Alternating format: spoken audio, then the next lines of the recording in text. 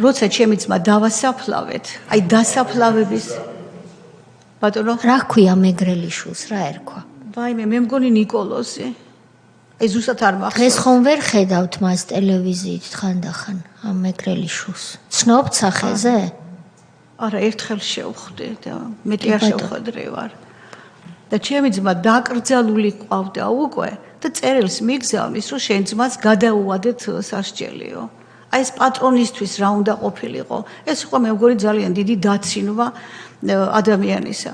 უკვე დასაფლავებული ეს და მაშინ უგზავნი წერილს. ადგილობრივ საბჭოსაც კი მივმართე. წავიკითხე იქაც რო ეხებოდა და რადგანაც არ შეახეს ეს განახევრებულზე, მე გადავწყვიტე რომ დამეწერა საჩივარი.